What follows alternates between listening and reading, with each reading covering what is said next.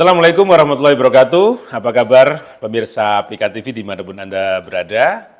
Alhamdulillah kita berjumpa kembali di program Syiar Ramadan. Program ini kami tayangkan sambil menunggu Anda mempersiapkan menu berbuka puasa. Saya sapa Anda yang ada di Samarinda, bagaimana kabar Anda? Semoga Anda tetap bersama keluarga Anda dengan berbahagia sambil menyiapkan menu-menu berbuka puasa Anda. Dan apa kabar Anda yang ada di Tenggarong, ada di Kutai Kertanegara, ya, ada di Sangatta mungkin juga, dan bagaimana kabar Anda yang ada di Bontang. Kami harapkan acara-acara yang kami suguhkan bisa menghibur Anda, bisa menemani Anda, apalagi di bulan Ramadan ini. Tentunya kita pun juga akan menyuguhkan acara-acara yang inovatif, yang bisa menambah keilmuan Anda. Pemirsa Pika TV, kali ini kita berjumpa di program Syiar Ramadan di sore hari. Tentunya selalu menghadirkan narasumber dan tema-tema yang sangat menarik. Termasuk pada sore hari ini, kami menghadirkan salah satu mubalek yang kami hadirkan. Alhamdulillah, berkat kerjasama dengan Baitur Rahman, maka beliau jauh-jauh dari Surabaya. Langsung saja saya sapa. Assalamualaikum Pak Ustadz. Waalaikumsalam warahmatullahi wabarakatuh, Mas Teguh. Masih sehat ya? Sehat. Alhamdulillah. Terima kasih sudah hadir di studio Pika TV. Alhamdulillah. Beliau adalah Bapak Ahmad Arkom, betul ya Pak ya? Ya. Ya, Bapak Ahmad Arkom dari Surabaya, jauh-jauh ke sini. Beliau dari pimpinan Yayasan Rumah Besar Al-Quran. Ya. Ya, luar biasa. Kalau sudah bicara Al-Quran, berarti kita perlu membahas tentang itu saja ya. Jadi tema-tema yang kita hadirkan kemarin memang harus, ya mesti harus menarik, saya pikir begitu. Karena ini kayaknya sebaru ini kita membahas Al-Quran. Kemarin temanya semua tentang Puasa, Ramadan ya. puasa ya. Ini Alhamdulillah, tentunya pemirsa PK TV, mungkin seperti yang kemarin-kemarin juga kita bahas bahwa amalan terbaik pada bulan Ramadan ini ya membaca Al-Quran kan gitu ya. Tapi kita mungkin perlu tahu nih, Al-Quran itu kita coba membahas temanya gini, menaklukkan hidup dengan Al-Quran. Atau menaklukkan kerasnya hidup dengan Al-Quran. Ya. Nah ini nanti bisa kita hikmahnya ya, selain Ramadan ini, di setelah Ramadan itu baru kita coba. Bukan coba lagi ya, mungkin akan kita dengarkan nanti seperti apa sih sebenarnya Al-Quran ini dalam bermanfaat dalam mengisi hidup-hidup kita kan gitu ya. Pemirsa Pika TV, ini sangat menarik, apalagi bagi ibu-ibu ya yang kadang-kadang kerasnya hidup itu merasa gelap. Nah, ini ibu-ibu itu soalnya banyak masalah ini. Kalau Bapak ini masalah juga banyak. Oh iya banyak, jauh lebih banyak. Jauh lebih banyak ya. Iya. Karena pemirsa PK TV ini yang biasanya standby ini kan ibu-ibu ya. Tapi bapak-bapak di mobil mungkin juga bisa ya. Karena PK TV ini di Ramadan ini bisa didengarkan siaran kami juga di media sosial semua, di YouTube, di Facebook, dan di TikTok. Dan saat ini mungkin yang tidak hanya nonton TV, di genggamannya aja sudah bisa dengarkan siaran-siaran kami. Nah, saya sapa Anda yang semuanya sedang di jalan, semoga Anda hati-hati selalu untuk aktivitas ya setiap sore hari ini ya. Oke, pemirsa PK TV, saya langsung saja. Mungkin Pak Ustadz bisa langsung memberikan prolognya dulu tentang tema kita pada tema menaklukkan kerasnya hidup dengan Al-Quran ini sebenarnya adalah buku yang saya tulis ya, Mas Teguh. Oh iya, betul. Ini buku yang ke-14 saya tulis. Dari 14 buku, memang buku ini yang menarik karena 13 buku yang lain. Dari 14 buku ya? Ya. Ini buku yang ke-14 ini. Bukan buku yang saat ini sedang... Ya, masih ada lagi buku yang ke-15, tapi belum saya ini kan. Cuma yang buku 14 ini, Mas Teguh, adalah buku yang secara khusus saya tulis tentang kitab suci kita, Mas Teguh, yang sudah sehari-hari bersama kita, sepanjang usia yang kita lewati. Tetapi jujur saja Mas Teguh, fakta realnya dalam kehidupan kita, fakta objektifnya, tidak banyak menimbulkan perubahan yang luar biasa dalam kehidupan kita, Mas Teguh ya. Saya sempat mengangkat di salah satu catatan di buku saya itu bahwa ada seorang dokter spesialis penyakit dalam, Mas Teguh. Namanya Dr. Nena Kemalasari. Beliau mengambil program doktoral di Fakultas Kedokteran UI. Yang menjadi riset doktoralnya adalah wanita-wanita yang berusia 60 tahun ke atas. Kalau dalam istilah kedokteran itu adalah pasien geriatri. Nah, semua wanita itu sakit tulang atau rematik atau encok kata orang Jawa maksudnya. Nah, dokter ini menariknya mencoba menguji hipotesanya, bisakah wanita-wanita yang sakit tulang itu sembuh dengan teknik sugesti, yaitu dengan memberikan kepada setiap wanita itu Walkman. Mas Teguh masih ingat kan Walkman? Okay, Walkman. Alat untuk memutar suara. Yeah. Nah, semua nenek-nenek yang sakit tulang itu dikasih Walkman, Mas Teguh. Kemudian kepada nenek-nenek itu dipesankan, "Nek, tolong Walkman ini isi rekaman suara nenek sendiri." Okay. Yang harus direkam ada 4 kalimat. Satu kalimat mohon diulang 10 kali. Jadi ada 40 kalimat total berarti ya. Dan setelah direkam, tolong rekaman ini nenek dengar sendiri pagi, siang, sore. Selama 3 kali dalam sehari dan selama 3 bulan. Okay.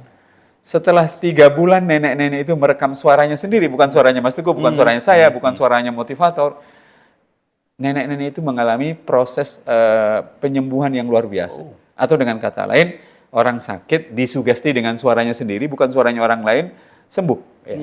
Disertasi doktoralnya berjudul, dan berhasil dia pertahankan di hadapan 3 guru besar penguji kedokteran, guru besar kedokteran, profesor, adalah judulnya Peran Autosugesti pada Peningkatan Kualitas Kesehatan Pasien Geriatrik.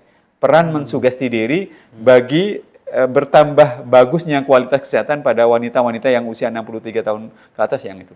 Nah, yang mau saya sampaikan ada hubungannya dengan menaklukkan kerasnya hidup dengan Al-Quran itu gini. 4 kalimat itu yang saya ingat 2.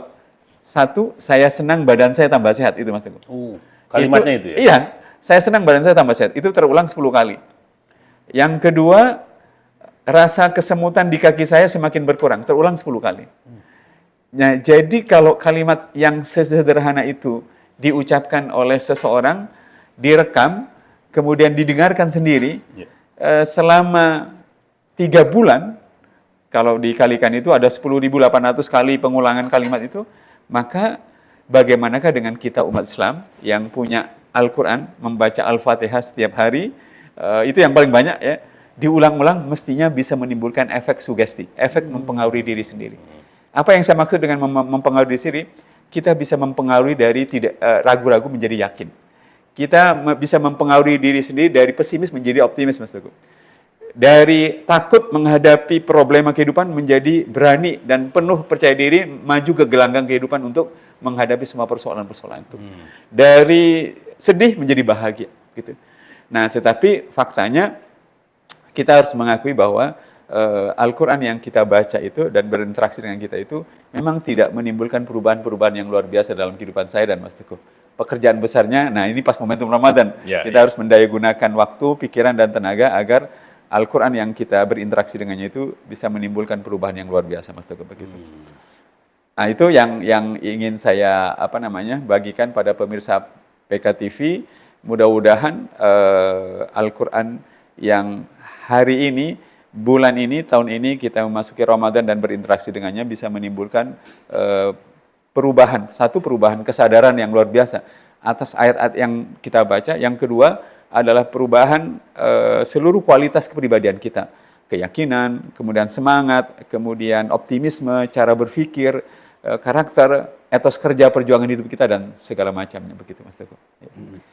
Itu mungkin kira-kira itu pembukanya dulu. Ya.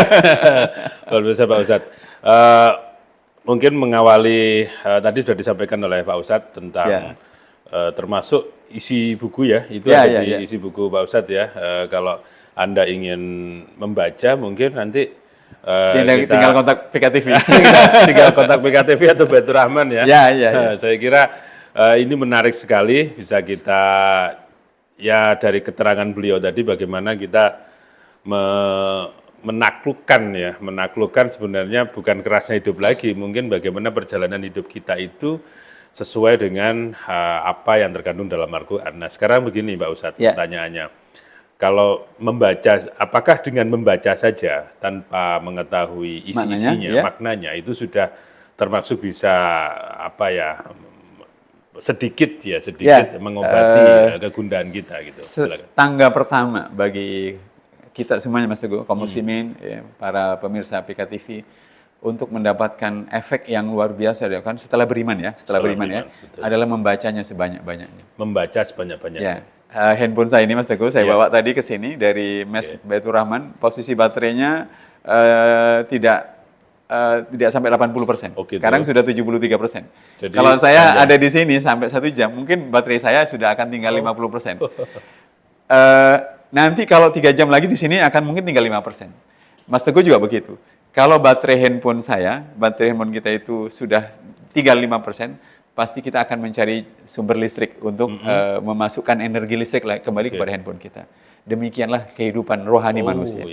Kalau Mas Teguh sebagai pengelola PKTV, kawan-kawan kru di PKTV itu capek, lelah, kecewa, tertekan, khawatir, terancam, putus asa, tidak ada harga orang.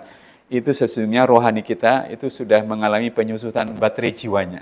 Dan kalau ingin kembali bertenaga, dia harus disambungkan dengan sumber tenaga yang dahsyat, yaitu Allah Subhanahu wa Ta'ala dengan membaca Al-Qur'annya, karena dia akan menghubungkan kita sebagai makhluknya yang tidak berdaya dengan dia yang Maha Pencipta.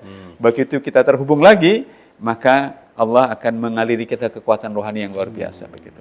Membacanya yang seperti Mas Teguh sebut tadi adalah sarana yang paling dasar setelah kita beriman untuk mendapatkan kekuatan rohani, kekuatan jiwa kita dengan membaca sebanyak-banyaknya.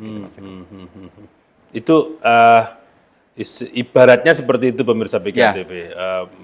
Kekuatan Al-Quran itu sebenarnya secara tidak kita sadari, ternyata di situ banyak mengandung power yang luar biasa. Iya. Dan bukan kebetulan Al-Quran itu menyebut roh untuk 3 hal. Pertama, untuk yang dimasukkan ke dalam tubuh kita namanya roh, rohani ya. Gitu. Disebut dalam surat 32 ayat 9. Yang kedua, Al-Quran menyebut roh untuk malaikat Jibril. Mas Teguh dan kawan-kawan Quraisy pasti tidak lupa ayat ini. Tanazzalul malaikatu warruh. Pada malam Lailatul Qadar turunlah malaikat dan roh. Roh itu maksudnya malaikat Jibril. Nah yang ketiga, Allah menggunakan roh itu untuk menyebut Al-Quran. Di dalam surah ke-42, ayat ke-52, Mas Teguh, Allah menyebut tentang Al-Quran begini, wa kadzalika auhayna ilaika ruham min amri. Demikianlah kami wahyukan kepada engkau Muhammad ruh dari sisi kami. Allah tidak menyebut Al-Quran dari sisi kami, tapi ruh dari sisi kami. Tapi semua ulama sepakat ruh dari sisi kami itu maksudnya Al-Quran. Jadi kalau Al-Quran disebut ruh, maksudnya Al-Quran itu adalah sebuah kitab suci yang mengandung kehidupan. Siapapun yang membacanya, maka kekuatan kehidupan itu akan Allah masukkan kepada yang membacanya. Mas Teguh, saya, kawan-kawan Quraisy, siapapun pemirsa TV yang sedang mengalami kehidupan rohani yang lemah, tidak berdaya, begitu membaca Al-Quran dengan iman, maka kehidupan Allah masukkan ke dalam rohani kita. Dengan kehidupan yang Allah masukkan itu, kembalilah bertenaga jiwa kita. Dan kalau sudah bertenaga, kita siap memasuki gelanggang kehidupan lagi untuk menghadapi persoalan-persoalan kita berikutnya. Gitu, Mas Teguh. Luar biasa. Pemirsa PKTV, saya kira dengan apa yang beliau sampaikan tadi, bagi yang beriman ya, itu pasti sudah paling paham. Ya. Ini sebagian pemirsa itu masih meragukan. Bukan meragukan, sebenarnya ini adalah keyakinan saja. Tapi bagaimana meyakinkan pemirsa PKTV, apa yang harus mereka pikirkan agar mereka itu lebih memahami bahwa ini benar. Agar ini adalah sungguh bisa mereka lakukan. Seperti apa? Bahkan Al-Quran, kitab suci kita itu dalam beberapa ayat itu jelas-jelas mengajak manusia berpikir rasional. Misalnya dalam surat ke-38 ayat 27, 28, 29 itu Allah Subhanahu wa Ta'ala menjelaskan di 3 itu terjemahnya, apakah sama orang yang percaya kepada Tuhan dan dengan orang yang tidak percaya pada Tuhan. Pelan-pelan itu nih. Kemudian ada ayat sebelumnya, apakah langit dan bumi itu dan kehidupan itu diciptakan tanpa tujuan? Kalau Mas Teguh dengan saya, para pemirsa TV itu melihat matahari terbit, kemudian embun menetes, hujan turun, tumbuh-tumbuhan tumbuh di muka bumi, dan itu berlangsung sepanjang usia kita, sepanjang usia kehidupan ini, kita sepakat. Kehidupan ini ada yang menggerakkan dan mengaturnya. Yeah. Kalau hal yang seperti itu yang sehari-hari disaksikan, lalu Allah mengajak, tidak mungkin dong kalau kehidupan yang aku ciptakan itu berlangsung seperti engkau lihat manusia, dengan teratur dan pasti ada yang mengaturnya, maka Al-Quran itu adalah sesuatu yang benar buat kalian begitu. Bahkan di surat Al-Waqiah, biasanya kalau di Jawa, maksudku Malang, saya di Madura, semua umat Islam itu suka membaca Al-Waqiah. Di Al-Waqiah itu ada 3 ayat yang unik. Pertama, bunyi begini, afara'aitum ma tahrusun, tidakkah engkau perhatikan yang engkau tanam? Ya. Kata Allah, a'antum tazra'unahu, kaliankah yang menumbuhkan tanaman itu atau kamikah yang menumbuhkannya? Allah mengajak kita itu untuk mempercayai Al-Quran itu melalui membangkitkan kesadaran rasional manusia untuk berpikir tentang kehidupan. Yang kedua, apakah kalian perhatikan yang engkau minum? Kaliankah yang menurunkan airnya dari langit atau kamikah yang menurunkan? Tadi saya datang ke sini, hujan lagi turun. Ya. Tidak ada, kita lihat dari langit itu orang menurunkan hujan. Termasuk yang ketiga, Allah menyebut, tidakkah engkau perhatikan api yang kau gunakan? Kamukah yang menyalakan apinya atau kamikah yang menimbulkan apinya dari pohon-pohon yang kami ciptakan? Nah, itu betul. Jadi, siapapun akan merasakan efek dahsyat Al-Quran itu, bahkan ketika membacanya dengan penuh keraguan-raguan, benar tidak, begitu kemudian membaca ayat-ayat Al-Quran yang logikanya itu menyadarkan, mempertemukan pikiran itu dengan fakta yang tidak mungkin diingkari, orang semakin beriman dengan percaya pada Al-Quranul Karim. Dan itu banyak faktanya, Mas Teguh. Ya. Intinya dasarnya dulu Anda membaca Al-Quran, meskipun tidak tahu maknanya, ya. Tapi itu dasar bahwa hati Anda itu tersentuh lah dengan ayat-ayat itu. Setelah itu baru pelan-pelan Anda mulai memaknai itu. Seperti apa? Tentunya hal seperti itu yang mesti harus dilakukan ya. Meskipun itu hal yang berat, tapi saya kira kalau sudah terbiasa tidak begitu berat. Apalagi ada banyak orang sudah tahu manfaatnya atau sudah merasakan. Anda merasakan ini secara tidak sengaja, ini pasti sepakat dengan apa yang disampaikan oleh Pak Ustadz tadi.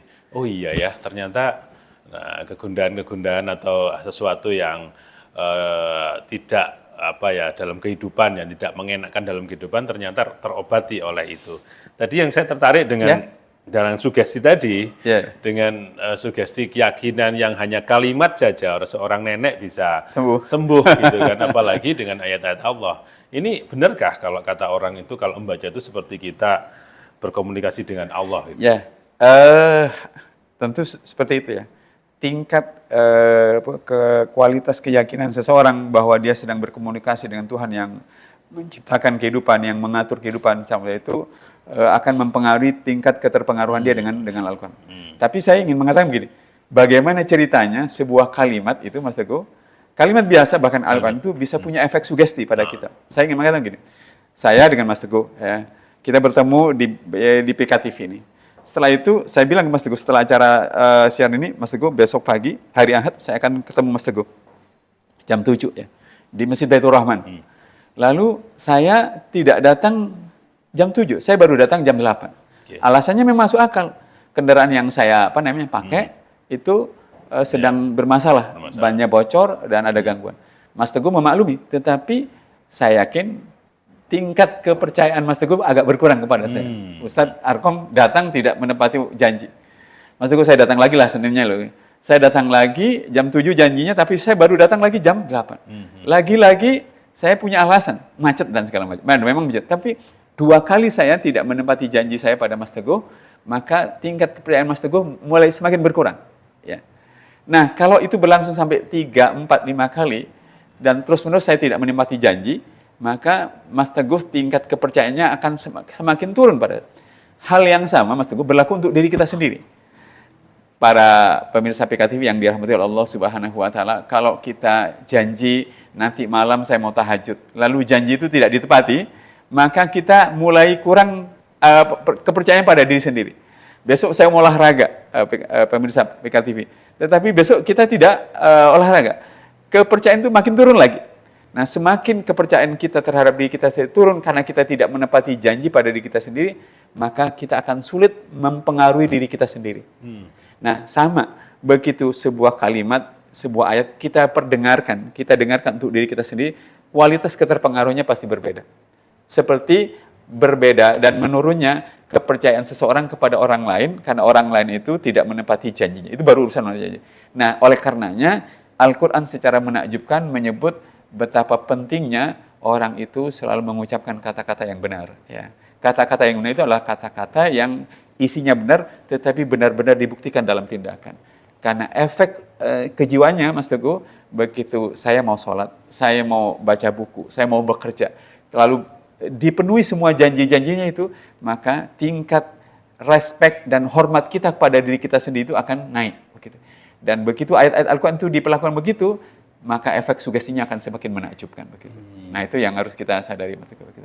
Ya, ini memang kadang-kadang di luar nalar, tapi ini adalah salah satu kelebihan atau memang di bawah sadar kita, itu memang benar-benar terjadi ya, benar-benar terbukti, karena ya Al-Quran ini adalah salah satu kitab suci yang memang itu adalah kalimat-kalimat yang ya karena Allah yang langsung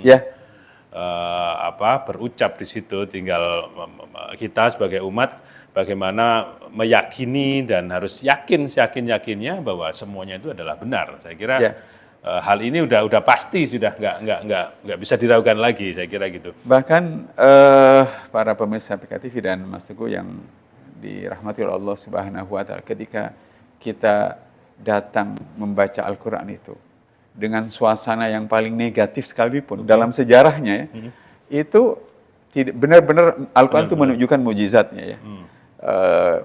Ini kisah masuknya Umar bin Khattab masuk Islam ya. Ada dua versi. Versi yang pertama mengatakan Umar bin Khattab itu datang ke rumah adiknya, para pemirsa PKTV. Kemudian adiknya itu kedapatan bersama suaminya sedang membaca Al-Quran yang dicatat dalam ada batu, ada macam-macam waktu itu, karena belum dibuka kan di zaman Rasulullah SAW. Lalu Umar bin Khattab merampasnya, membacanya, dan setelah membacanya dia terpengaruh dan masuk Islam. Tapi versi yang kedua, versi ini adalah ketika Umar bin Khattab itu mencari-cari Rasulullah SAW untuk dibunuh. Nah, Nabi waktu itu sedang berada di depan Ka'bah lagi sholat. Kebetulan beliau sedang sholat yang dibaca surat 69, Mas Tuh. Irama setiap akhir ayat itu menarik. Surat ini begini, al-haqqatu mal-haqqa wa ma adraka mal-haqqa. Jadi belakangnya itu semuanya. Nah, Umar bin Khattab yang memang tokoh terkemuka kota Mekah, dia mengerti syair dengan dalam, mengatakan, ajaib sekali ini Muhammad. Sungguh apa yang dibawanya adalah syair yang luar biasa. Sebab dia terpengaruh. Begitu dia berpikir bahwa yang dibaca oleh Nabi kita itu adalah syair, kok pas Rasulullah itu sedang sampai pada ayat wa ma huwa biqauli syair qalilan ma tu'min. Artinya Al-Quran itu bukanlah kata-katanya penyair. Sedikit sekali manusia yang percaya. Langsung Umar gemetaran, tergoncang. Hebat sekali orang ini. Dia bisa membaca pikiran saya, katanya. Dan dia kemudian mulai berpikir, dia bukan tukang syair, dia pasti tukang sihir yang bisa membaca pikiran seseorang. Kok setelah itu ayat berikutnya adalah wala biqauli kahin. Dan Al-Quran itu bukanlah kata-kata penyihir. Sedikit sekali manusia yang ingat. Langsung Umar itu masuk Islam gara-gara itu. Nah, sedahsyat itu. Jadi Mas Teguh, saya, kawan-kawan yang lain ya, bahkan orang-orang non-muslim begitu menyentuh Al-Quran, membacanya, kemudian maknanya itu direnungkan, dia akan menunjukkan mukjizatnya. Karena mukjizat Al-Quran itu berbeda dengan mukjizat Nabi Musa ya, Mas Teguh ya. Dia mukjizat Al-Quran itu menggugah akal manusia untuk berpikir, menimbang-nimbang, dan kemudian biasanya dia mempercayai apa yang dibawa oleh Al-Quranul Karim. Gitu. Luar biasa. Sampai saya ingat bahwa banyak orang Arab saja kalau tahu terjemahannya itu tidak biasa seperti dialek mereka. Ternyata dalam Al-Quran itu mempunyai sastra yang tinggi ya. Ini karena bahasa Allah ini sudah ini. Jadi kalau diterjemahkan pun itu kadang-kadang agak sulit tapi memang kelas tinggi ya. Memang menggunakan rasional tertentu untuk bisa menerjemahkan. Tapi ya itulah memang mukjizat atau memang keunggulan yang ada di ayat suci itu. Nah, Pak Ustadz, kalau tadi sudah secara global tentang Al-Quran, saya coba bedah satu-satu dari isi apa yang sudah ditulis oleh Pak Ustadz tentang buku yaitu Menaklukkan Kerasnya Hidup dengan Al-Quran. Yang pertama tadi di dalam daftar isi itu mungkin sudah tersampaikan, buka dan bacalah Al-Quran lalu perjuangkan misi besar kehidupan. Terus yang kedua ada perkuat selalu jiwa juang kita dengan Al-Quran. Nah ini yang menarik lagi, Al-Quran akan membentuk kita menjadi unggul secara bertahap. Nah ini mungkin bisa dijelaskan sedikit nih. Para pemirsa PKTV yang dirahmati oleh Allah Subhanahu wa Ta'ala, saya ingin menegaskan kenapa bagian pertamanya saya bilang bukalah dan baca Al-Quran dan perjuangkanlah misi besar kehidupan. Jujur saja ya Mas Teguh ya, saya Mas Teguh, semua kru PKTV yang Muslim kita semuanya, kita ini membaca Al-Quran setiap hari. Tetapi kenapa tidak ada hal-hal besar yang kita bisa raih? Bermula dari cita-cita. Kalau cita-cita orang itu tinggi, maka etos kerjanya akan tinggi. Kalau cita-cita seseorang itu luar biasa, pasti etos kerja hidupnya luar biasa. Nah, Al-Quran itu faktanya telah mengubah sejarah kehidupan bangsa Arab yang tidak diperhitungkan menjadi diperhitungkan, ya kan? Dan kenapa giliran kita membacanya, hidup kita kok biasa-biasa saja? Pasti kita tidak menangkap cita-cita besar yang diajarkan oleh Al-Quran untuk diperjuangkan dalam hidup. Contohnya Mas Teguh, semua orang yang belum punya anak pasti hafal dengan ini. Rabbana hablana min azwajina wa dzurriyyatina qurrata a'yun waj'alna lil muttaqina imama. Ya Allah, berikanlah kepada kami pasangan hidup dan keturunan yang menyejukkan pandangan mata dan jadikanlah kami pemimpin orang-orang yang bertakwa. Kalau doa ini diingat-ingat, ini doa bukan hanya sekedar ingin punya anak dan pelanjut keturunan, tetapi doa ini adalah ingin agar anak-anak kita menjadi pemimpin bagi orang-orang hebat. Kalau doa itu disadari, pasti doa itu mengilhamkan saya harus memperjuangkan agar cita-cita ini terwujud. Begitu juga doa Rabbana atina fid dunya hasanah wa fil akhirati hasanah wa qina. Kalau kita sadar, saya ingin mendapatkan kehidupan yang baik. Kehidupan yang baik itu kehidupan yang ada ilmunya. Kehidupan yang baik itu kehidupan yang punya karakternya. Kehidupan yang baik itu adalah kehidupan yang baik keluarganya. Kehidupan yang baik itu adalah kehidupan yang punya relasi sosial yang baik. Kalau itu maunya kita dan keinginan kita, pasti kita akan memperjuangannya. Maka pertanyaannya, kenapa Al-Quran yang kita baca tetapi tidak mengilhamkan kita dan tidak menyadarkan kita untuk punya cita-cita besar dalam kehidupan ini?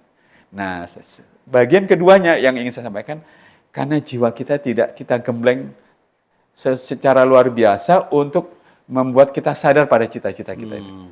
Jadi saya dan Mas Teguh tahu doa-doa itu, tetapi jiwa kita itu tenaganya tidak luar biasa, tidak sedang kita aliri. Makanya agar kita ini mendapatkan sesuatu yang luar biasa dari kitab suci kita, pertama adalah tadi sudah kita sebut ya, membacanya sebanyak mungkin, dan yang kedua adalah menyerapnya, memahaminya, dan kemudian menjadikan Al-Quran itu sebagai cita-cita kehidupan yang harus kita wujudkan.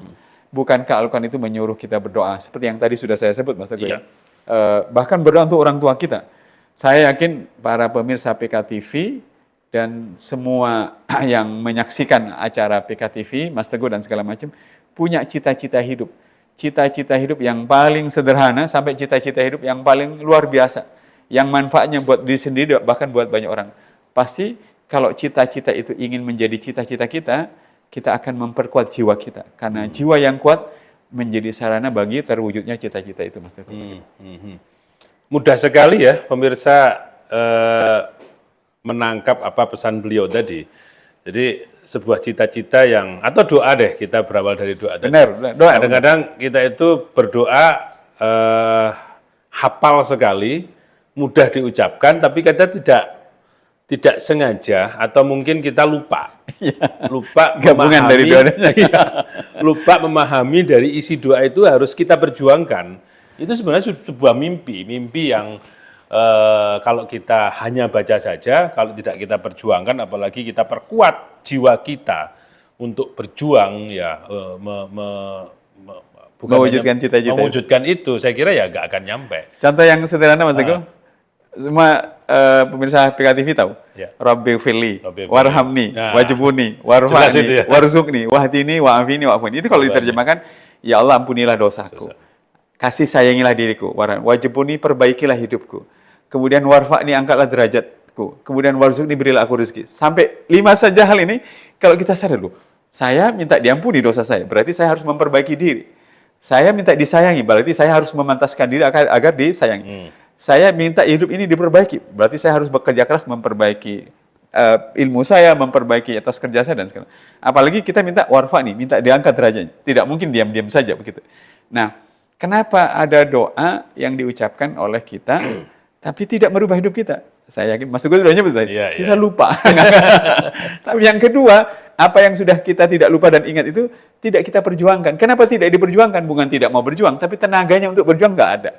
Jiwanya. Nah, Al-Quran itu sekaligus bukan hanya mengajarkan cita-cita, tetapi mengajarkan bagaimana memperkuat jiwa agar cita-cita itu bisa diperjuangkan dalam kehidupan kita. Lengkap sekali sebenarnya ya. Tapi ya itu tidak. Ya itu dia. Kadang-kadang kita lupa atau memang kita itu ya hafal-hafal saja gitu. Tapi ternyata yang harus kita lakukan yaitu perkuat selalu jiwa juang kita untuk memahami dan melaksanakan. Ya. Kalau kita hanya memahami saja, saya kira ya agak lambat ya. Tapi dan kalau itu kita menjadi ladang amal solehnya saya dan Mas Teguh dan PKTV. Maksud saya bagian ini, saya bahkan berpikir tema-tema yang saya tulis di itu menjadi bagian-bagian yang bisa dieksplorasi satu demi satu ya. Mungkin nanti di luar Ramadan bisa ya. Makanya saya katakan ini lengkap sekali sebenarnya. Tinggal dialog ini memang sangat bermanfaat untuk mengingatkan kembali kita ya. Tentunya semuanya pasti mempunyai beragam aktivitas lah ya. Tapi dengan dasar ini saya anggap dasar lah ya, dasar bahwa cas diri kita itu powernya juga bisa dari Al-Quran. Kalau kita, nah ini mungkin selanjutnya kan membaca kitab suci sebanyak-banyaknya. Saya mau cerita hubungan, para pemirsa PKTV yang nanti ada 3 pahlawan nasional yang saya ceritakan di buku saya itu, yang punya kebiasaan interaksi yang menakjubkan dengan oleh karena mereka punya tenaga juang yang menakjubkan. Siapa yang tidak ingat Haji Omar Said Cokro Aminoto? Beliau ini jebolan pesantren Tegalsari Ponorogo. Pesantren Tegalsari Ponorogo ini, para pemirsa PKTV yang dirahmati Allah, istimewanya seluruh santrinya ikut berperang dalam perang di Ponorogo.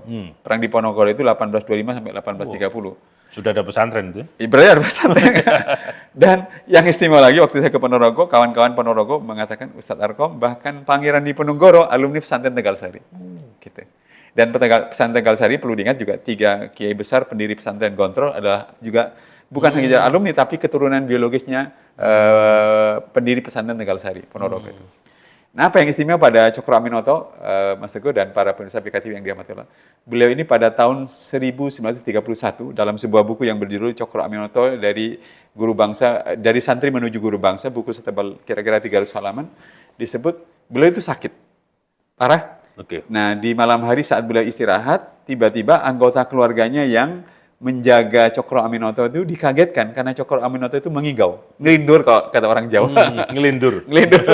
Tapi ngelindurnya itu bikin merinding. Merinding itu enak. Ngelindurnya itu bertakbir, Mas Teguh. Allahu Akbar, Allahu Akbar, Allahu Akbar 3 kali dan membaca Al-Quran dengan sangat fasih. Ya. Anggota keluarganya yang menjaganya heran kan? Ini orang sakit, tidur, ngigau seperti itu. Akhirnya dibangunkan, Mas Teguh. Begitu dibangunkan, ditanya, kenapa bertakbir dan kenapa membaca Al-Quran? Mengherankan lagi, si Haji Omar Said Cokro Aminoto mengatakan, ada tamu yang datang pada saya. Jadi orang tambah heran. Loh, siapa yang datang menemui? Kata Cokro Aminoto, Rasulullah datang menemui saya. Mas Teguh, kalau malam ini, kawan-kawan kru PKTV, kalau nanti malam bertemu Rasulullah, itu benar. Karena Rasulullah dalam sebuah hadis mengatakan, tidak mungkin beliau disamai oleh setan.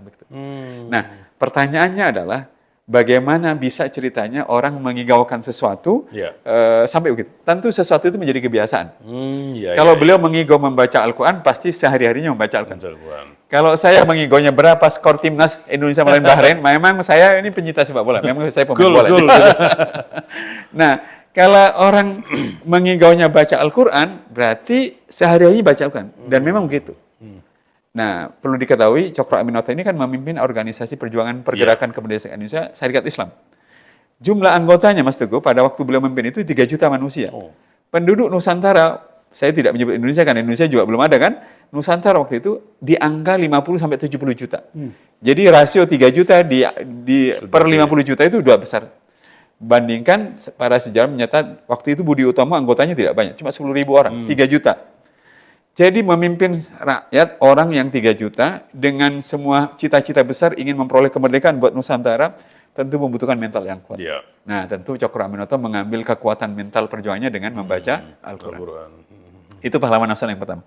Pahlawan nasional yang kedua, para pemirsa PKTV yang dirahmati oleh Allah Subhanahu wa taala adalah Kiai Haji Hashim Asy'ari, pendiri Nahdlatul Ulama. Beliau ini kalau ngimami sholat subuh, Mas Teguh, beliau membaca 1 juz untuk 2 rakaat sholat subuh. Tentu tidak mungkin, kecuali di luar sholat jauh lebih banyak ya. Tidak mungkin kebalik, di luar sholat sedikit baca pas itu pasti. Tapi kenapa beliau membaca Al-Quran sangat banyak? Saya selalu berbagi ceritanya beberapa masjid yang sudah saya ini di Baitur Rahman, di Al-Furqan, Fathul Khair ya, dan Al-Ikhlas itu saya bilang karena beliau waktu pulang dari Tanah Suci usianya 28 tahun. Ayahnya bertanya kepadanya, Kiai Haji Asy'ari, "Kamu ingin membuat pesantren di mana, Nak?" "Saya ingin membuat pesantren di Tebu Ireng." Langsung ayahnya tidak berkenan. Karena Tebu Ireng itu tempatnya mohon maaf pelacuran, perjudian dan segala. Sehingga akhirnya bagaimana bisa pesantren ini engkau ingin bangun di tempat itu? Tapi Kiai Haji Hashim Asy'ari mengatakan kalau Islam itu memang rahmatan lil alamin, pasti Islam itu bisa memperbaiki keadaan. Beliau membeli sebidang tanah di Tebu Ireng, tapi sebidang tanah itu tidak langsung beliau sulap menjadi pesantren, tidak. Tapi menjadi lahan pertanian dan peternakan lele yang produktif. Kenapa beliau lakukan itu? Karena orang-orang Tebu Ireng itu tanahnya disewakan pada Belanda, Mas. Nah, begitu uang sewa tanah itu habis, mereka mudah diajak ke tempat-tempat yang seperti itu. Berjudi dan segala macam. Menyaksikan anak muda yang baru pulang dari Tanah Suci, putra seorang ulama besar, Kiai Haji Hashim Asy'ari, mengolah tanahnya menjadi lahan pertanian yang produktif dan lele yang ini bagus. Orang-orang datang pada ini untuk bertanya, bagaimana tanah kami bisa dikelola seperti tanahmu gitu. Tapi itulah yang ditunggu-tunggu oleh Kiai Haji Hashim Asy'ari. Sekaligus dia mengajarkan tanah, sekaligus dia mengajarkan Tentu pemirsa PKTV sepakat dengan kita semuanya, kalau orang harus mengajar satu persatu menuntun, ini bukan persoalan soal mengolah tanah, tapi persoalan mental, jiwa dan rohani yang harus disembuhkan, tentu membutuhkan kekuatan mental yang luar biasa. Itu rahasianya. Pahlawan nasional yang ketiga adalah tokoh Muhammadiyah, Profesor Dr. Hamka. Beliau dipenjara 2 tahun 4 bulan selama masa Presiden Soekarno. Nah, selama 2 tahun 4 bulan itu, beliau mengaku kalau dipikir-pikir penahanan atas saya ini, padahal saya tidak terbukti bersalah, akan membuat saya stres dan gila. Tapi selama di penjara 2 tahun 4 bulan itu, beliau melakukan 3 hal. Membaca Al-Quran sebanyak-banyaknya, Mas Teguh. Yang kedua, membaca kitab-kitab tafsir yang boleh dibawa. Dan yang ketiga, menulis tafsir Al-Azharnya sendiri. Kata beliau, tafsir Al-Azhar yang saya tulis itu selesai 28 juz dalam penjara. 2 tahun 4 bulan. Kalau saya tidak di penjara, saya butuh 20 tahun. Ada teman saya di Surabaya masuk rumah sakit seminggu. Dia hafal 1 juz. Saya bilang, masuk seminggu lagi biar hafal 2 juz. Nah, lalu selama 2 tahun 4 bulan, Mas Teguh, beliau, Hamka ini, hatam 150 kali. Atau per hari 5 juz. Mas Teguh masih ingat Angelina Sondah, istri almarhum Mas Haji Mas Said. Dia masuk penjara, kemudian masuk Islam, ya kan? Dan di alam penjara banyak berinteraksi dengan Al-Quran. Bahkan dikabarkan setelah itu beliau hafal sekian juz. Nah, saya ingin mengatakan bahwa Mas Teguh punya cita-cita, saya punya cita-cita. Kita punya cita-cita ingin menghajikan orang tua. Kita punya cita-cita ingin membangunkan rumah buat orang tua kita. Kita punya cita-cita ingin membangunkan masjid untuk diwakafkan atas nama orang tua kita. Cita-cita besar apapun, kalau jiwanya tidak kuat, tidak akan bisa diperjuangkan. Tapi bagaimana cara memperkuat jiwa kita? Al-Quran mengajarkannya. Bagaimana caranya? Lakukanlah sebanyak mungkin ibadah di dalam Al-Quran. Dan membaca Al-Quran adalah salah satu ibadah kepada Allah yang semakin banyak Al-Quran dibaca, jiwa kita akan dikuatkan. Lalu perintah-perintah ibadah yang dalam Al-Quran disebut sholat, puasa, berzikir, dikerjakan sebanyak-banyaknya, jiwa kita akan semakin kuat. Begitu, Mas. Jadi kalau PKTV ini ingin siarannya terdengar seluruh Indonesia misalnya, nah para krunya harus lebih kuat jiwanya. Amin, amin. Ya, orang bisa sampai ke Surabaya atau ke Madura. Ya, pinginnya begitu, Ustaz. Ya, pemirsa PKTV sungguh luar biasa apa yang disampaikan beliau tadi menjadi salah satu kekuatan Anda ya, saya dan Anda semuanya untuk gemar membaca Al-Quran, dan kekuatan-kekuatan itu memang seperti mukjizat ya. Kita terasa apa yang kita baca itu mengandung power-power yang tidak kita sangka-sangka, seperti yang tadi diceritakan, ada beberapa tokoh nasional dan ada Angelina Sondak yang ternyata benar-benar sebagai nyata ya, sebagai kenyataan yang ada yang memang faktanya demikian. Yeah. Ini bukan lagi sebuah cerita saja, tapi memang kenyataannya begitu. Tinggal Anda, semua pemirsa PKTV, lakukan sekarang. Kalau ada yang sudah melakukan, saya kira ini sudah menjadi satu kebiasaan, alhamdulillah ya. Bagi Anda yang belum, saya kira tidak menunggu lagi, langsung Anda lakukan. Bahkan saya di Surabaya, Mas Teguh, suka bilang, dengan mendokter, teman-teman guru, kawan-kawan kru ini ya. Kita habis siaran ini gitu ya, kawan-kawan kru capek lelah. Kalau lelah fisiknya gampang hilangkan, bisa sandaran gitu ya. Tapi menghilangkan capek mentalnya itu yang mental ya. Saya ingin tunjukkan ya. Di surat 73 ayat ke-20 Allah menyebut, aku tahu di antara kalian ada yang sakit, kata Allah. Yang kedua ada yang berjalan di muka bumi mencari nafkah, kerja kayak kita nih. Yang ketiga ada yang berperang. Allah perintahkan bacalah yang mudah dari Al-Quran. Ada perintah keduanya, tapi kawan-kawan Kru TV misalnya nanti setelah siaran 2 jam capek lelah. Terus mana besok bayar angsuran lagi? Mana besok lagi dikejar-kejar, macam-macam. Nah, kalau ingin mengembalikan kekuatan mental itu, duduk di musola atau di kantor, baca Quran, tahan saja 5 menit, 10 menit, 15 menit. Bahkan kalau terbata-bata nggak apa-apa, baca saja. Lihat, rasakan sendiri. Hanya dalam waktu 5 menit, 10 menit, 15 menit, Allah itu akan segera memberikan kekuatan kembali pada rohani yang tadinya sudah tidak bertenaga. Itu dahsyatnya Al-Quran. Begitu. Makanya setelah Israel itu berperang dengan Hamas di mana di Gaza itu, salah satu yang membuat penduduk dunia itu heran, bukan memang kekuatan Hamasnya yang pasukan Hamas yang tangguh, tapi rakyat Gaza. Ini rakyatnya. Kalau pasukannya udah jelas ya. Udah jelas. Kenapa setangguh itu? Rahasianya Al-Quran. Di Surabaya, Mas Teguh, ada mahasiswa Fakultas Kedokteran dari Gaza, namanya Ahmed. Dia bilang, kenal saya juga kenal kita ya, Ustadz Arkom. Setiap selesai sholat subuh di Gaza itu, semua masjid jadi masjid Al-Quran. Maksudnya, semua orang baca Al-Quran, mulai membacanya, menghafalnya, pokoknya berinteraksi dengan Al-Quran. Dan begitu Al-Quran berinteraksi dengan seseorang, maka Al-Quran itu mengubah segala-galanya. Yang paling fundamental, mengubah rohani itu menjadi lebih dekat dengan Allah, dan karena dekat dengan Allah itu, Allah kembali akan mengangkat dan memberikan kekuatan pada rohani itu. Penduduk Gaza sama seperti manusia yang lain, bisa ditembak, bisa dihabisi, tapi jiwa mereka tangguhnya luar biasa. Gitu. Itu kenapa Al-Quran benar-benar memasuki rohani dan pikiran mereka, memasuki setiap pori-pori kehidupan mereka, dan mereka kekuatkan itu. Dan itu akan terjadi dengan kita kalau kita melakukannya. Berapapun dan seberapa berkualitasnya kita membacanya. Bahkan Ustadz kami terbatas, enggak apa-apa. Soal terbata-batanya bisa diperbaiki, tapi sering-seringlah bergaul dengan Al-Quran begitu. Gitu. Ya, pemirsa PKTV, masih beberapa pertanyaan nanti akan saya sampaikan. Sedikit tadi sudah banyak ya, bukan sedikit yang sudah dijelaskan.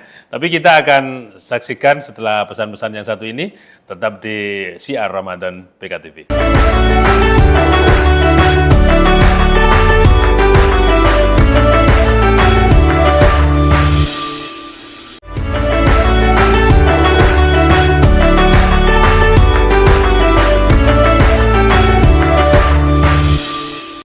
Ya, balik lagi di Syiar Ramadan. Sore hari ini sambil menunggu berbuka puasa, sambil menunggu adzan maghrib, kami menemani Anda, pemirsa PKTV. Kita hadirkan pembahasan tentang menaklukkan kerasnya hidup dengan Al-Quran. Ini juga salah satu judul buku yang dikarang oleh beliau, Bapak Ustadz Ahmad Arkom dari Yayasan Rumah Besar Al-Quran Surabaya. Nah, ini langsung berhadapan dengan beliau lagi dan kita kupas satu persatu dari isi. Tinggal Anda nanti kalau masih kurang ya bukunya bisa Anda cari ya nanti ya di Google lah, dilihat nanti di mana harus. Di PKTV nanti juga bisa pesan, nanti saya pesan ke beliau. Ya, saya lanjutkan dialog kita. Di Bontang ini kan kota industri, banyak para pekerja gitu ya. Mungkin hampir sekian persen ya, karena industri semua bekerja di pabrik. Terus, ya, bagaimana kalau kita sinkronkan dengan judul kita, tentunya para masyarakat Bontang atau Kalimantan Timur ya, yang bekerja ini kan banyak para pekerja, dia bisa hidup tenang, terus lapang dada dan tangguh gitu ya bersama Al-Quran. Kira-kira bagaimana mereka harus lakukan itu dan saya mau ceritakan pengalaman pribadi saya. Ya, kan. Kenapa juga buku ini saya tulis ya. Ya. Jadi gini, 2019 istri saya itu meninggal. Setelah menderita penyakit kanker 7 tahun. Luar biasa. Nah, anak saya satu-satunya dari almarhumah itu meminta saya berkeluarga lagi lah, kayak gitu. Karena dia wajar ya, gitu. Saya hanya berkeluarga, menikah. Nah, istri yang sambung saya itu rumahnya itu posisinya Mas Teguh sedang dijaminkan ke bank. Beliau pinjam uang 3 miliar untuk memberangkatkan jamaah umroh yang sudah kadung mendaftar melalui beliau dan uangnya itu masuk ke rekening travelnya, tetapi tidak bisa berangkat. Nah, dengan uang 3 miliar itu berangkatlah 180 Mas Teguh, tidak tanggung-tanggung. Berangkatlah orang itu dengan uang 3 miliar. Tapi persoalannya adalah uang itu kan harus dikembalikan ke bank itu. Nah, istri saya yang ini mengatakan, dia manggil saya kak, minta tolong rumah ini dijualkan. Saya harus menutup uang di bank. Nah, cerita tentang menjual rumah, harganya hampir 6 M ya. Saya ini kan guru Mas Teguh, guru nulis buku, trainer gitu, dai gitu. Tidak mudah. Saya sering bilang ke teman-teman, wajah saya ini wajah uang 20.000, 10.000 ya. Wajah istri saya itu wajah uang 100.000, 50.000 karena dia distributor baju muslimah. Gitu. Nah, 30 orang yang saya temui Mas Teguh, saya bawa foto rumah itu, saya print dan saya ikat hampir 30 foto itu, saya keliling ke 30 orang, nggak ada yang mau beli. Sampai saya bilang gini, sudah rumahnya saya beli sendiri, saya mau buat rumah Quran. Makanya dari situlah rumah besar Quran itu ini. Nah, tetapi istri saya bilang, kakak uangnya dari mana? Nah, itu masalahnya. Nah, kemudian saya terinspirasi buat para pemirsa PKTV dan kita semua, pada dikabulkannya doa Nabi Zakaria, padahal beliau ketika berdoa pada Allah, sudah dalam kondisi tua, ada yang menyebut usianya sudah 96, dan istri beliau mandul.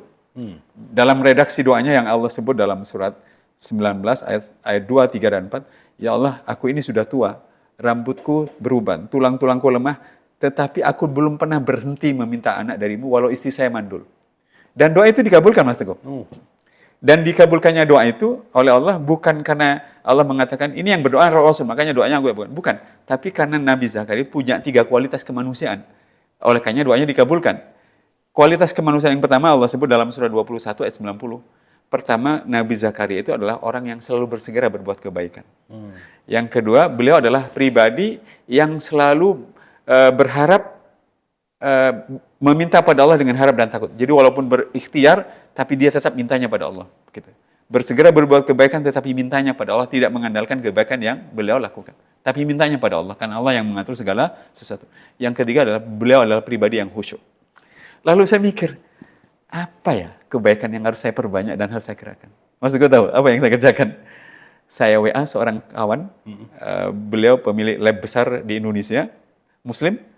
Saya bilang, Pak, saya mau buat program wakaf, memberikan kitab tafsir Al-Azhar kepada 20 imam masjid, 20 tafsir Al-Azhar. Satu paket tafsir harganya 2,5 juta. Kalau 20 kan 50 juta. Saya mau membagikan itu sebagai wakaf. Jadi Bapak beli, ini nanti saya hanya memfasilitasi untuk pada imam masjid ya. Kayak di Baitur Rahman kan imam masjid kan rata hafal Quran. Nah, kita kasih dengan tafsir Al-Azhar. Wajar kan gitu. Beliau ini kalau saya WA pagi biasanya balasnya siang. Tapi kalau itu beliau WA 5 menit kemudian. Pak Arkom saya bantu separuh. Jadi 50 juta dibantu 25 juta.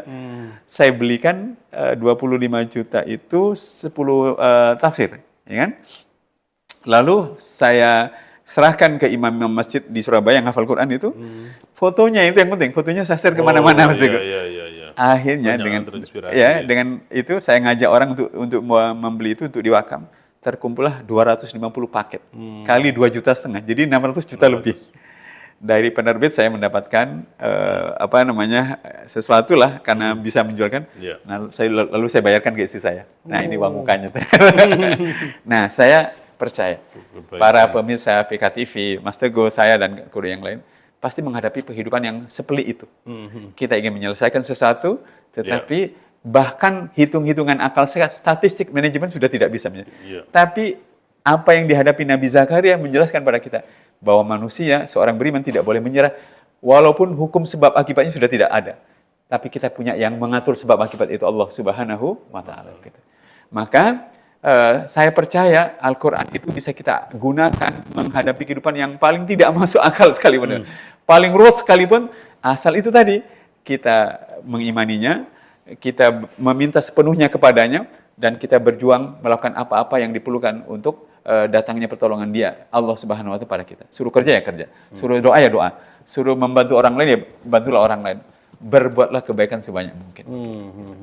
Itu kira-kira bagian bisa diambil hikmahnya ya. Kalau kita cerita-cerita tadi, kalau kita tuangkan dalam kehidupan kita yang tadi saya sebutkan bahwa di Bontang itu banyak karyawan, pekerja ya. Tentunya karyawan yang benar. Bahkan mungkin pimpinan perusahaan. Semua orang menghadapi problemnya masing-masing. Jadi harus ada keyakinan dan doa tadi ya. Jadi jangan merasa bahwa ini buntu, ini nggak mungkin itu. Ada aspek psikologis yang saya perhatikan. Jadi kalau Mas Teguh, misalnya Mas Teguh pimpinan PKT ya, saya pekerja misalnya. Mas Teguh sebagai pimpinan PKT tiba-tiba menghadapi misalnya presiden kita minta, tolong Pak Teguh sediakan pupuk sekian ribu ton. Aduh, nggak kebayang. Biasanya kami menyediakan separuhnya, diminta 3 kali lipatnya. Nah, dalam keadaan seperti itu, kalau Mas Teguh diam, maka tidak ada yang berubah. Setidaknya dalam suasana kejiwaan. Tapi dalam suasana yang tidak mungkin lagi diselesaikan, orang bergerak, berbuat kebaikan, itu masalahnya belum tentu berubah, tetapi di jiwa kita akan berubah. Karena orang yang bergerak, beraktivitas, itu akan mempengaruhi perubahan suasana kebatinannya. Apa? Dia menjadi lebih memiliki kepantasan untuk meminta kepada Allah Subhanahu wa Ta'ala. Ya Allah, saya sudah berusaha. Dia lebih punya hak untuk meminta kepada. Tapi kalau orang diam, tidak akan merasa punya kepantasan untuk meminta pada Allah Subhanahu. Bahwa permintaannya kepada Allah setelah dia bergerak, berbuat kebaikan itu dikabulkan, itu urusan Allah Subhanahu wa Ta'ala. Kata orang-orang bijaksana, urusan kita adalah berjuang. Urusan yang memberikan hasil perjuangan adalah urusan Allah Subhanahu wa Ta'ala. Begitu. Iya. Keyakinan ini harus kita miliki, harus kita kuatkan. Ya, kita yakin saja kalau kita udah belum berjuang, sudah tumpul duluan, sudah putus asa, ya nggak akan dapat apa-apa. Mas Teguh ingat nggak pertandingan final Liga Champions tahun 2005 antara Liverpool dengan AC Milan ya? AC Milan sudah unggul 3-0 di babak pertama. Orang sudah bilang bahwa ini akan selesai. Ternyata berbalik. Itu dalam sepak bola.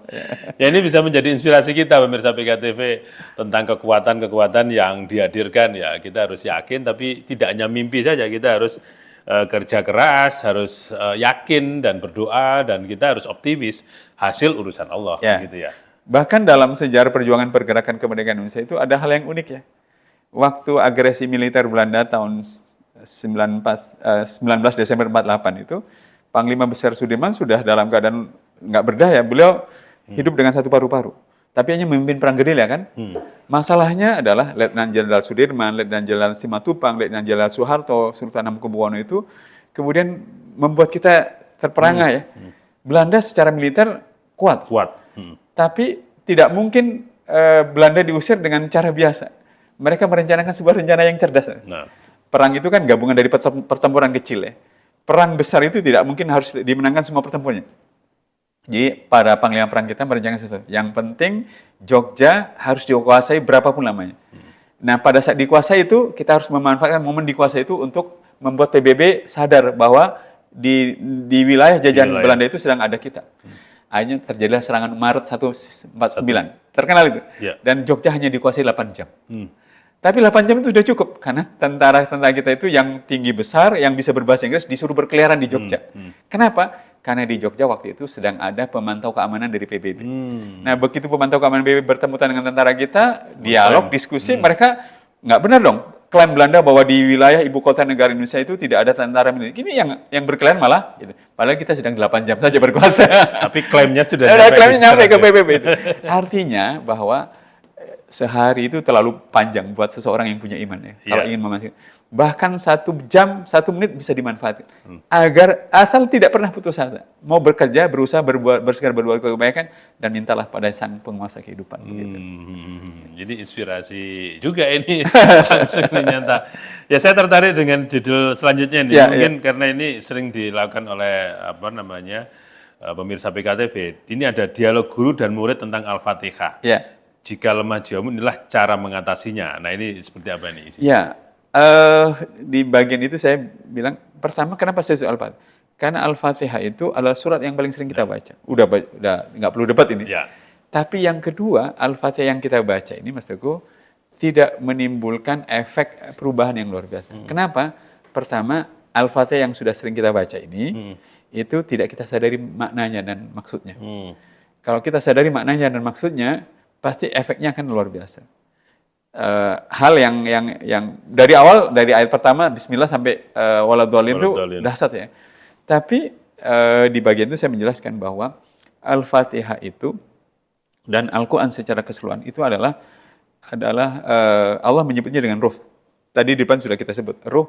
Ruh itu kalau dipertemukan dengan ruh kita yang sudah capek, lemah, kecewa, tertekan, mau menghindar itu, maka ruh kembali akan dikuatkan oleh Allah Subhanahu wa taala itu. Dan buktinya banyak dalam kehidupan. Saya mengajak pemirsa PKTV siapapun ya yang sedang mengalami problema mau pulang kampung tidak ada tiket ya, kemudian siaran PKTV lagi lesu. Kawan-kawan yang memasuki 2 hari lagi ketemu dengan angsuran yang harus dibayar, nggak ada yang ditransfer, tenang sajalah. Yeah. Kita ini punya Allah Subhanahu wa taala. Tapi Allah meminta kita bersegera berbuat kebaikan. Ke kantor, temui orang, lakukan kebaikan, baca buku, semua kebaikan kerjakan. Berdoalah pada Allah Subhanahu wa taala. Orang yang seperti ini Allah akan berikan keajaiban dalam kehidupannya itu. Karena itu perintah Al-Quran. Dan kalau kurang kuat, perkuat jiwa kita dengan membaca Al-Quran, dengan sholat. Maka gabungan antara jiwa yang terus diperkuat dengan beribadah dan baca Al-Quran, dengan ikhtiar yang terus-menerus itu, Allah akan membukakan jalan buat dia. Begitu. Itu. Ya, Bapak pemirsa, karena waktu sudah sedikit di penghujung ya, mungkin sekaligus Ustadz menyimpulkan dulu lah. Ya. Menyimpulkan dulu dari apa yang kita bahas selama 1 jam tadi, dan mungkin nanti diakhiri dengan doa. Ya, baik Mas Teguh, para pemirsa PKTV yang dirahmati Allah Subhanahu wa taala, saya ingin menutup rangkaian dialog ini dengan mengatakan menyebut sebuah ungkapan kaifa tuhraku lakal awaidu wa anta lam takhraq min nafsikal awaid. Bagaimana bisa kalian akan memperoleh hasil perjuangan hidup yang luar biasa kalau kalian tidak melakukan hal-hal yang luar biasa. Ini adalah ucapan dari Ibnu Athaillah, seorang ulama yang lahir di Mesir pada tahun 1250 dan meninggal di Mesir tahun 1306. Bagaimana bisa kalian akan memperoleh hasil-hasil perjuangan hidup yang luar biasa kalau kalian tidak melakukan hal-hal yang luar biasa.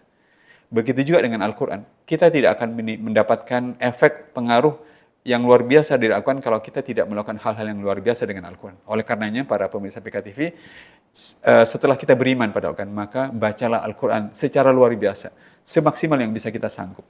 Karena dengan begitu Allah akan memperkuat rohani kita. Tapi yang kedua, pahamilah maknanya. Terus-meneruslah berusaha mengerti apa yang dimaksud Al-Quran. Sekarang sudah banyak terjemahan aplikasi, sehingga pikiran kita ini dipenuhi dan diguyuri oleh petunjuk, insight, dan bimbingan oleh Allah Subhanahu wa taala. Lakukan itu secara luar biasa. Dan yang ketiga, yang penting, bekerja keraslah luar biasa agar apa yang kita ketahui dan lakukan kita perjuangkan menjadi realita kehidupan dalam kehidupan nyata kita. Kalau kita memperjuangkannya secara luar biasa, Allah akan membukakan hal-hal yang luar biasa dalam kehidupan kita bersama. Mudah-mudahan para pemirsa PKTV yang dirahmati oleh Allah Subhanahu wa taala, Mas Teguh di studio PKTV, apa yang saya sampaikan dan kita bahas berdua bermanfaat. Semoga kita menjadi lebih akrab dengan Al-Quran, membacanya lebih banyak, memahaminya dan memperjuangkannya agar menjadi realitas kehidupan kita. Amin. Mari kita berdoa bersama-sama. A'udzubillahi minasyaitonirrajim. Bismillahirrahmanirrahim. Alhamdulillahirabbil alamin. Allahumma shalli ala sayidina Muhammad wa ala ali sayidina Muhammad. Amin. Allahumma arhamna bil Qur'an waj'alhu lana imama wa nuran wa huda wa rahmah. Allahumma dzakkirna minhu ma nasina wa 'allimna minhu ma jahilna warzuqna tilawatahu ana al-laili wa atrafan nahar waj'alhu lana hujjatan ya rabbal alamin. Amin. Ya Allah, rahmati dan kasih sayangilah kami dengan Al-Quran yang kami imani, kami baca, kami pahami, dan kami laksanakan dalam hidup kami. Jadikan Al-Quran yang kami perlakukan seperti itu, ya Allah, sebagai pemimpin hidup kami, penerang kegelapan hidup kami, penunjuk jalan kami, dan penyebab kami, ya Allah, mendapatkan kasih sayang-Mu di dunia dan di akhirat nanti. Ingatkan kami dengan Al-Quran manakala kami melalaikannya. Ajarkanlah kami dengannya manakala kami tidak mengetahuinya, ya Allah. Berilah kami kesempatan lebih banyak lagi untuk dapat membacanya dengan penuh keimanan, dengan penuh pemahaman, dan untuk dilaksanakan dalam seluruh hari-hari kehidupan yang Kau takdirkan bagi kami. Jadikan Al-Quran yang kami perlakukan seperti itu, ya Allah, sebagai pembela kami. Sebagai pembela kami, ya Allah, kelak di hari perhitungan-Mu. Rabbana atina fid dunya hasanah wa fil akhirati hasanah wa qina adzabannar wa qina adzabannar. Subhana rabbika rabbil izzati amma yasifun wa salamun alal mursalin walhamdulillahi rabbil alamin. Amin amin ya rabbal alamin. Baik Pak Ustadz, terima kasih atas apa yang disampaikan. Insya Allah bermanfaat bagi pemirsa PKTV semua. Sama-sama Mas Teguh. Ya, terima kasih atas kehadirannya. Sama-sama Mas Teguh. Baik, pemirsa PKTV, demikian Ramadan, dialog kita siar Ramadan pada sore hari ini. Semoga apa yang disampaikan beliau tadi benar-benar bisa Anda lakukan, tidak menunggu lama, langsung saja mumpung Ramadan, langsung saja kita perbanyak membaca Al-Quran. Masalah hasilnya itu saya yakin sekali, Anda juga sangat yakin bahwa itu akan sangat maksimal, saya kira seperti itu. Saya Teguh Suharjono mewakili seluruh kerabat kerja pamit undur diri. Kita akan ketemu lagi pada siar Ramadan pada esok hari, tentunya dengan tema dan narasumber yang lain. Terima kasih, saya akhiri, selamat berbuka puasa, dan kita akan melanjutkan acara-acara yang lain. Wassalamualaikum warahmatullahi wabarakatuh, PKTV Gereja Indonesia.